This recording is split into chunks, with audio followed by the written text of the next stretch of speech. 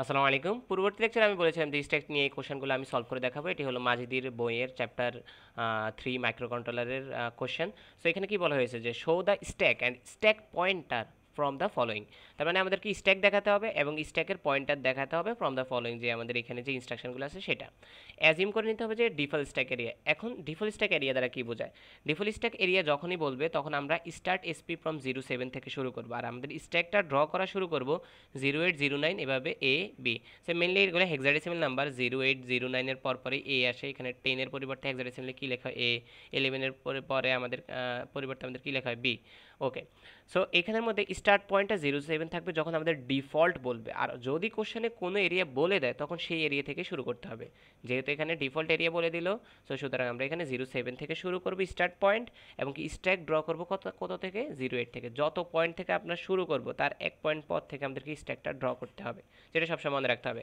So আমরা ইনস্ট্রাকশনগুলো দেখি। আমাদেরকে মুভ করতে হবে 25কে যেটা R6-এ, 12কে যেটা R1-এ, আর F3-কে যেটা R4-এ।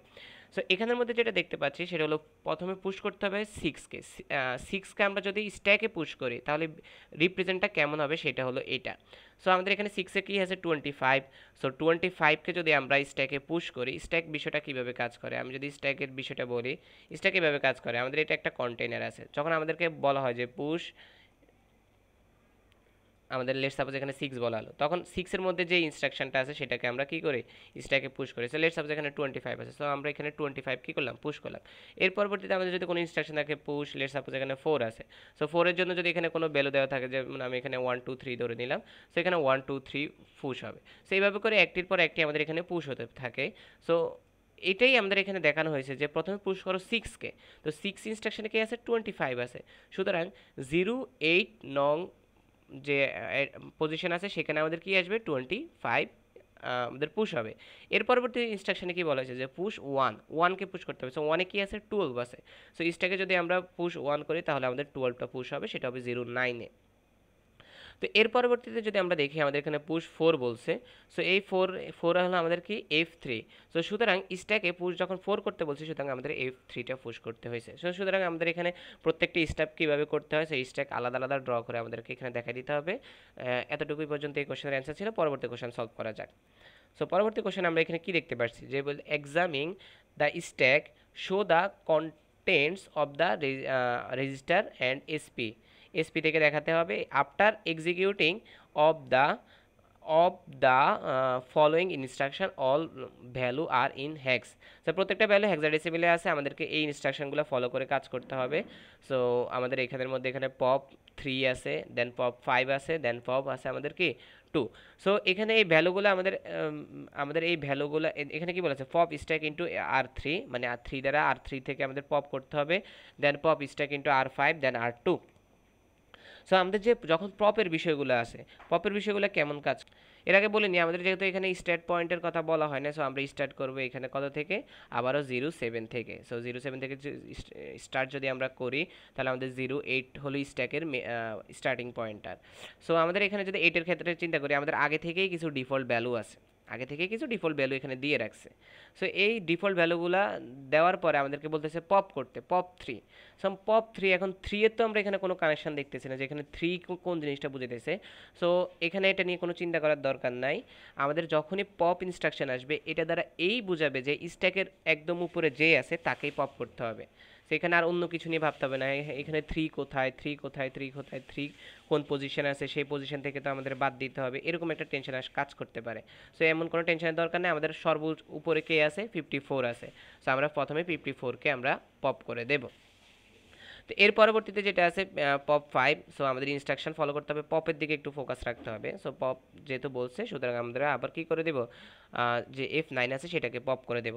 এরপর একটা আবারও পপ ইনস্ট্রাকশন, সুতরাং আমাদেরকে পপ করে দিতে হবে 76কে। সো এখানে 3 5 2 বা অন্য কোনো নাম্বার আছে কিনা সেটা নিয়ে কোনো টেনশন করার দরকার নাই। সো এর পরবর্তীতে যাই। সো এটা বেশি ইজি ছিল কোশ্চেনটা, এই টাইপের ইজি কোশ্চেন এক্সামে আসবে না। এর পরবর্তীতে এই একটা আরেকটা কোশ্চেন, যে কোশ্চেনটা আসলে একটা সুন্দর এবং মার্জিত কোশ্চেন। এটা এখানে কি আছে, examining the stack, show the contents of the register and SP after executing of the following instruction. And all value are in hex, প্রত্যেকটা ভ্যালু হেক্সাডেসিমেলে আছে, আমাদেরকে এটা শো করে দেখাতে হবে। যেখানে প্রথমে বলে দিচ্ছে মুভ এসপি, এই যে আমাদের স্টার্টিং পয়েন্টটা বলে দিল না, আগের কোশ্চেনগুলোতে আমাদের কিন্তু স্টার্টিং পয়েন্টটা বলে দেয় নাই। সো এই স্টার্টিং পয়েন্টটা কত বলছে, 5F বলছে, 5F বলছে। সো এই 5F থেকেই আমাদের কি স্টার্ট করতে হবে, যেহেতু প্রথমগুলোতে আমাদের ডিফল্ট ভ্যালু ছিল তখন আমরা এখানে 08 থেকে শুরু করেছিলাম, কিন্তু এখন যেহেতু 5F বলে দিয়েছে সুতরাং আমাদেরকে 5F থেকেই শুরু করতে হবে। সো 5F দ্বারা কি বোঝায়, সো আমরা যদি ক্যালকুলেটার লিখি যে হেক্সাডেসিমেলের 5F এর জন্য আমরা যদি ক্যালকুলেটারে লিখি তাহলে আমরা পাবো 95 ভ্যালুটি। আপনারা ক্যালকুলেটারে লিখে দেখতে পারেন, সেটার জন্য আপনারা যেটা পাবেন সেটা হলো 95। সো এই কোশ্চেনটিতে আমাদের কি করতে হবে যে মুভ এসপি, আমাদের #5F দেওয়া আছে, মানে আমাদের 5F থেকে শুরু করতে হবে। তো পূর্ববর্তী লেকচারগুলোতে আমরা দেখেছিলাম যে আমাদের 5F থেকে যেহেতু আমাদের এখানে স্টার্টিং পয়েন্ট দিয়ে দেওয়া আছে যে 5F, সুতরাং 5F এর পরবর্তী ইনস্ট্রাকশন থেকে আমাদের এখানে শুরু হবে। সো আমাদের স্টার্ট পয়েন্টটা 5F থাকবে, এর পরবর্তী 5F প্লাস 1 ভ্যালুটি কি, সো হেক্সাডেসিমেলে আপনারা ক্যালকুলেটারে লিখবেন যে হেক্সাডেসিমেল মোডে নিয়ে গিয়ে তখন লিখবেন 5F প্লাস 1। তো যখন 5F প্লাস 1 দিয়ে ইকুয়াল দিবেন তখন দেখবেন যে আপনাদের ভ্যালুটা 60 আসে। সো হেক্সাডেসিমেলে 5F এর পরে 60 ভ্যালুটি আছে, সুতরাং আপনারা যখন স্ট্যাক ড্র করবেন তখন 60 থেকে শুরু করবেন, আর নিচে যেটা লিখবেন সেটা হলো আপনাদের মেইন স্টার্টিং পয়েন্ট যে 5F সেটা লিখে দিবেন। সো পূর্ববর্তী লেকচারগুলোতে তো এই বিষয়টা ছিল না, তখন ডিফল্টলি আমরা 08 থেকে শুরু করেছিলাম, বাট যখন আমাদেরকে এরকম ভ্যালু দিয়ে দিবে তখন আমরা কি করব যে এখানে স্টার্টিং যে পয়েন্টটা বলে দিবে সেই এসপি পয়েন্টটা আমরা লিখবো, অ্যান্ড দেন পরবর্তীতে এক যোগ করে আমরা সেই ভ্যালুটা এখান থেকে শুরু করব।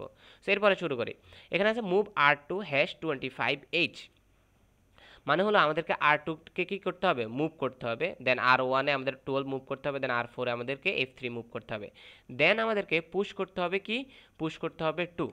সো পুশ করতে হবে যে 2, সো এটা আছে 25, সো আমাদের এখানে 60তে আমাদের কি স্টোর হবে সেটা হলো 25। এর পরবর্তী বলছে পুশ 1, তার মানে 12, সো 12 এর পরবর্তীতে আমাদের পুশ হবে, এর পরবর্তীতে আমাদের বলছে যে পুশ 4, সুতরাং আমাদের এখানে F3টা পুশ হবে। সো F3টা পুশ হলো। এখন যদি আমাদের কোনো পপ ইনস্ট্রাকশন আসে, যেমন লেখা আছে এখানে পপ 5 বা এখানে পপ 2 3, যে পপ মানে কোন ভ্যালুটা এখানে লেখা আছে এটা বেশি ইম্পর্টেন্ট না, মেন ইম্পর্টেন্ট হলো এখানে পপ লেখা আছে। সুতরাং যখনই আমাদের পপ লেখা থাকবে তখন আমরা কি করব, আমাদের স্ট্যাকের মধ্যে সর্ব উপরে যে ভ্যালুটা আছে সেই ভ্যালুটাকে আমরা পপ করে দেবো। যেমন এখানে যদি আমি পপ করি তাহলে F3 বাদ হয়ে যাবে, অ্যান্সারে কি থাকবে 12 অ্যান্ড 25। আর এই যে নিচের ভ্যালুগুলা, এই নিচের ভ্যালুগুলো যেভাবে লেখা হয় SP 60-তে আছে, 60 নাম্বার পয়েন্টারে আছে, 61 মানে আমাদের 61 নাম্বার পয়েন্টার আছে, এর পরবর্তী এখানে 62 মানে 62 নাম্বার পয়েন্টারে আছে, এর পরবর্তীতে যদি আমরা পপ করে ফেলি আবার এসপিটা আমাদের 61 নাম্বার পয়েন্টারে চলে আসবে। সেই বিষয়গুলো দ্বারা এটাই বোঝানো হয়। আমি দেখি এখানে আর কোনো কোশ্চেন আছে কিনা, না আমাদের এই চ্যাপ্টারটা এইভাবে শেষ হয়ে গেল। সো সবাই আই থিঙ্ক এই বিষয়গুলো বুঝতে পারছেন, খুব ইজি কোশ্চেন, এক্সামে খুব বেশি মার্কের জন্য না আসলেও আমাদের 3 মার্কের মতো এই কোশ্চেনটা আসে। সো সবাই ভালো থাকবেন, আসসালামু আলাইকুম।